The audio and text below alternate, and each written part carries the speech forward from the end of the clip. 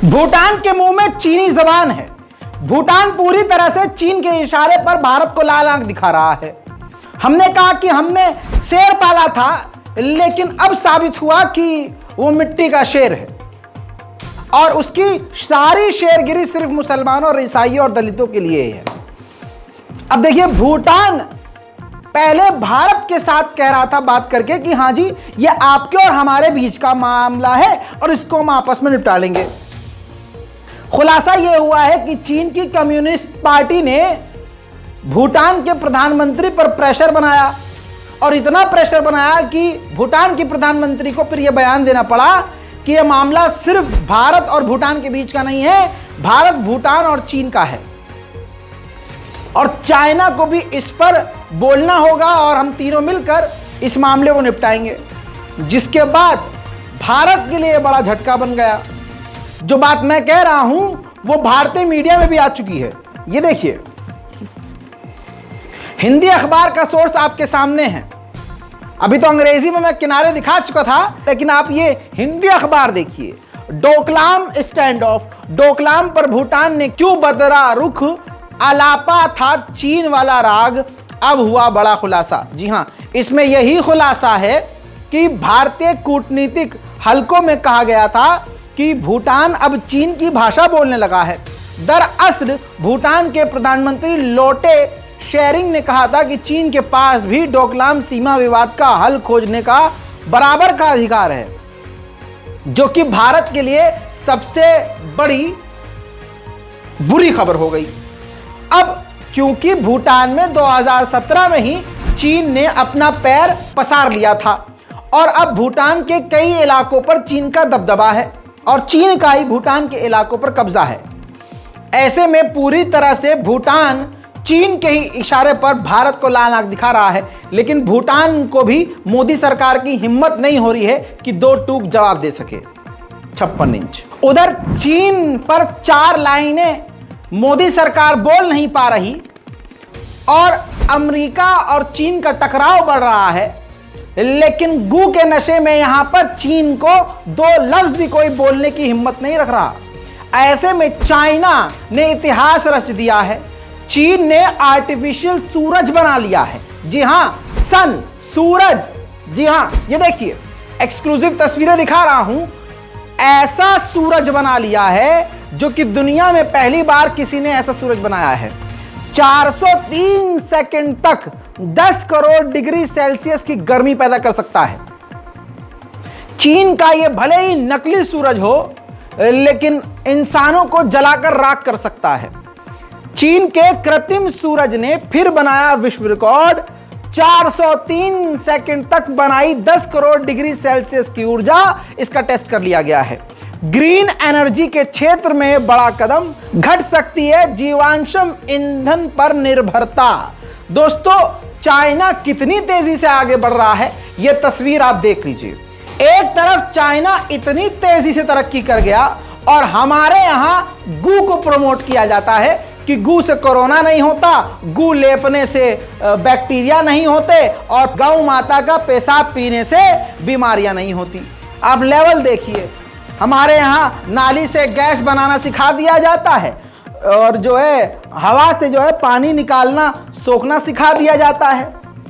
अब क्या ही बताएं, और ये हमारे देश के प्रधानमंत्री बताते हैं, तो आप खुद देखिए। वहीं पाकिस्तान और चीन ने तालिबान से बात की है और कहा है कि आप अपने ISIS संगठन जो आपके देश में है, दाइश, उसके खिलाफ सख्त कार्रवाई कीजिए और इन पर कंट्रोल कीजिए। और साथ में लॉलीपॉप भी चीन ने दिया है। चीन ने कहा है हम आपके लिथियम पे इन्वेस्ट करेंगे। जी हां, लिथियम पर नजर है अफगानिस्तान में चीन की, और कहा है कि $10 बिलियन हम आपके लिथियम पर खर्च करने को तैयार हैं। यहां भी भारत के पैर को चाइना उखाड़ने की लगातार तैयारी कर रहा है। अब बात अगर तालिबान की आई है तो तालिबान का नया फरमान अब सुन लीजिए। तालिबान ने अपने पूरे देश पर और देशवासियों पर नई पाबंदियां लगाई हैं, जिसमें अब अफगानिस्तान के लोग कोई भी गेम नहीं खेल पाएंगे, विदेशी कोई फिल्म नहीं देख पाएंगे और म्यूजिक तो पहले से ही सख्त कर रखा था, लेकिन अब पूरी तरह से बैन कर दिया है। उधर पाकिस्तान के प्रधानमंत्री शहबाज शरीफ ने खुशी खुशी कहा है कि पाकिस्तान ने IMF की सारी तमाम शर्तें मान ली हैं, लिहाजा IMF के पास अब कोई बहाना नहीं बचा, उसको पैसे देने ही पड़ेंगे। उधर UAE ने 1 बिलियन यानी $1 बिलियन पाकिस्तान को दे दिए हैं। उधर पाकिस्तान के पूर्व प्रधानमंत्री इमरान खान ने बड़ा हमला किया है पाकिस्तान आर्मी चीफ आसिम मुनीर पर। आसिम मुनीर पाकिस्तान के आर्मी चीफ है और इमरान खान ने कहा है कि पूरा पाकिस्तान चलाने वाला यही शख्स है, इसके इशारे के बिना कुछ नहीं होता, ये आर्मी चीफ जो कहते हैं वही होता है। दूसरी तरफ मेरे दोस्तों, पाकिस्तान को अरब और UAE से लोन मिला है, पैसा मिला है, उस पर खुद पाकिस्तान के शहबाज शरीफ जो प्रधानमंत्री हैं फिलहाल, उन्होंने कहा है कि इसमें आसिम मुनीर का बड़ा रोल है। इन्होंने ही सऊदी अरब और UAE से पाकिस्तान को लोन दिलवाया। अफगानिस्तान और पाकिस्तान की बात करूं तो ये तस्वीर देख लीजिए, यही काफी है। पाकिस्तान का ये अटैक हेलीकॉप्टर पाकिस्तान अफगानिस्तान के बॉर्डर पर लगातार गश्त कर रहा है, क्योंकि TTP और दूसरे आतंकी संगठन पाकिस्तान आर्मी पर सीधा हमला कर रहे हैं अफगानिस्तान के बॉर्डर की तरफ से। तो उन पर नजर रखने के लिए पाक आर्मी अपने हेलीकॉप्टर को 24 घंटे चक्कर लगवा रही है। उधर पाकिस्तान की डेलीगेशन ने उज्बेकिस्तान में रूस के फॉरेन मिनिस्टर उनकी डेलीगेशन से मुलाकात करी। मुलाकात का वीडियो आपके सामने रख रहा हूं। एक तरफ देखिए, पाकिस्तान के तरफ से सिर्फ 2 लोग हैं और इधर रूस की पूरी डेलीगेशन बैठी है। रूस के सरगेई लावरोव ने, विदेश मंत्री ने खुद कहा कि आपकी दूसरी टीम और टीम कहां है। तो जो फॉरेन अफेयर की मिनिस्टर हिना रब्बानी हैं, उन्होंने कहा कि हमारे पास एक छोटी सी टीम है, दूसरे लोग अभी आने वाले हैं और हम छोटी टीम के साथ ही ट्रैवल कर रहे हैं। What is the rest of your team? The rest of my team, we have a small team, and the rest will come. Don't worry. We are traveling with a small team, and we have a small embassy. उधर बांग्लादेश के राजधानी ढाका में shopping centre में, जिसके अंदर सैकड़ों दुकानें थी, बल्कि कहा जा रहा हजारों दुकानें थी, आग लग गई, जिससे पूरी की पूरी वो समझ ली पूरा का पूरा मॉल था वो जलकर राख हो गया है। भारी नुकसान हुआ है। आग की वजह सामने नहीं आई है, इसकी अभी जांच चल रही है। तस्वीरें आपके सामने। Allah sabar mदद करो अल्लाह।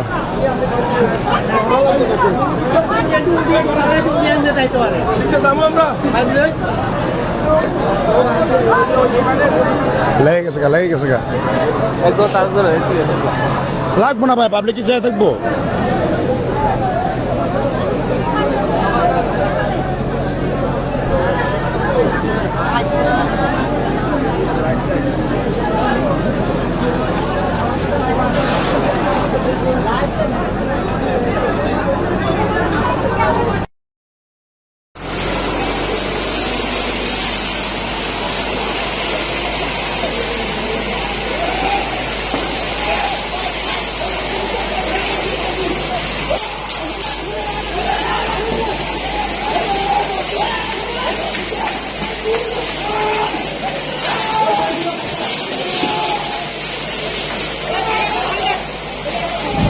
दोस्तों बता दूं कि पूरी दुनिया में रॉकेट फोर्स सिर्फ चीन के पास है। हर तरह की रॉकेट, हर तरह के मिसाइल उसी के पास मौजूद हैं। चाइना के इस पावर के बारे में अमेरिका भी कह चुका है। अब भारत के लिए चीन सीधा और बड़ा खतरा है। तो भारत ने 250 प्रलय मिसाइलों और रॉकेटों का ऑर्डर दे दिया है और भारत भी अब रॉकेट का एक बड़ा बैच यानी रॉकेट की सेना तैयार करने वाला है। उधर दोस्तों म्यांमार, आपको याद होगा, म्यांमार ने आम जनता पर बमबारी करी थी, गोलीबारी करी थी, फाइटर जेट और हेलीकॉप्टर से अटैक किया था। पहली ब्रेकिंग न्यूज में मैंने बताया था कि 50 लोगों के मारे जाने की खबर है और फिर मैंने बताया था कि अभी और लोगों के मारे जाने की खबर कंफर्म होगी, क्योंकि अभी तक लाशों के टुकड़े भी नहीं मिल पा रहे हैं। खबर यह है 170 आम नागरिक म्यांमार में, म्यांमार आर्मी की एयरफोर्स के द्वारा जो हमला किया गया, 170 आम नागरिक मारे गए। अमेरिका के पेंटागन के खुफिया दस्तावेज लीक होने के बाद पूरी दुनिया में अमेरिका की जबरदस्त तरीके से बेइज्जती हुई और जिल्लत का सामना अमेरिका को करना पड़ा। छीछा लेदर को समेटने के लिए अमेरिका के फॉरेन मिनिस्टर की तरफ से कहा गया कि जो भी डॉक्यूमेंट लीक हुआ है इससे हमारे दोस्तों के बीच, हमारे बीच कोई भी रुकावट नहीं आएगी, कॉपरेशन में कोई कमी नहीं आएगी। उधर अमेरिका, याद होगा, चाइना को हमेशा धमकी दे रहा है और अब जब चीन जंग के लिए तैयारी कर रहा है, सीधा जंग के लिए, तो मैं याद दिलाना चाहूंगा जब चीन का वो खुफिया गुब्बारा अमेरिका के इलाकों में मिला, उससे पहले अमेरिका के विदेश मंत्री एंटोनी ब्लिंकन चीन जाने वाले थे, लेकिन चीन का जासूसी गुब्बारा देखकर वो रुक गए थे और अपनी यात्रा को रद्द कर दिया था। अब अमेरिका के ही मीडिया में यह बात है कि अब अमेरिका के फॉरेन मिनिस्टर जाना चाहते हैं चीन, लेकिन चीन तब से लेकर अब तक विदेश मंत्री यानी अमेरिका के विदेश मंत्री को बुलाने के लिए बात ही नहीं, मतलब अमेरिका से बात ही नहीं कर रहा है। यानी कुल मिला के चाइना चाह ही नहीं रहा है कि अमेरिका का कोई नेता यहां पर आए। उधर फिलीपींस और अमेरिका ताइवान के बेहद करीब इलाकों में ड्रिल कर रहे हैं, जिसके बाद चीन ने कह दिया है कि इससे तनाव पैदा हो रहा है, हम पहले ही बता रहे हैं। अब देखिए, नॉर्थ कोरिया ने मिसाइल दागी थी, खतरनाक बैलिस्टिक मिसाइल और इंटरकॉन्टिनेंटल बैलिस्टिक मिसाइल की भी खबरें आ रही थी। इसके बाद साउथ कोरिया और अमेरिका ने अपने परमाणु बॉम्बर और फाइटर जेट उड़ा दिए।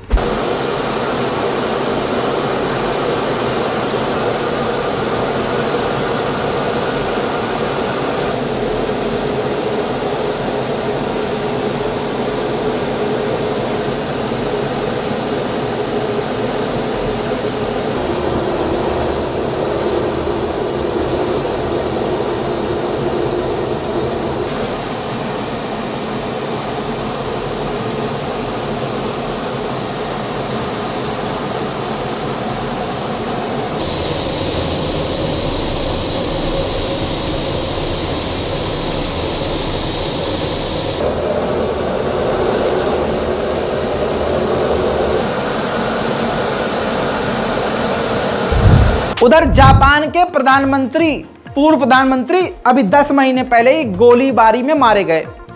इसके बाद दोस्तों कल जापान के करंट जो प्रधानमंत्री हैं उनके ऊपर स्मोक अटैक हुआ और उनको कत्ल करने की कोशिश की गई, लेकिन वो बाल बाल बच गए और हमलावर को गिरफ्तार कर लिया गया।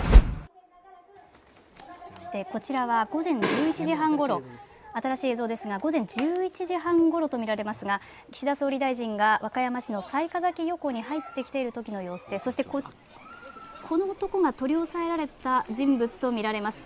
取り押さえられた若い男性のように見えます。現場からは悲鳴が上がっています。複数の人が男とみられる1人を取り押さえた現場の様子です。現場にいた高橋記者のリポートによりますと、午前11時半前、雑賀崎漁港で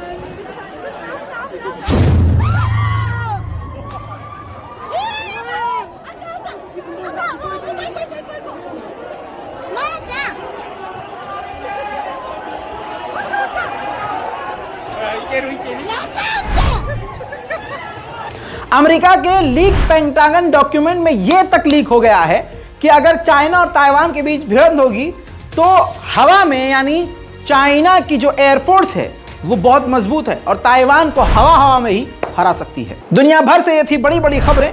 इस एक ही रिपोर्ट में दुनिया भर की बड़ी खबरों को सुनने के बाद अगर आपको लग रहा हो कि हमारी टीम मेहनत कर रही है तो नीचे एक कमेंट कीजिए, ये जो लाइक बटन है उसको दबाइए। अगर आपने हमारे चैनल को सब्सक्राइब नहीं किया है तो कर लीजिए और दूसरों से भी करवाइए, और ये सब नहीं कर सकते तो कम से कम दुआओं में मुझे ज़रूर याद रखें। जय हिंद।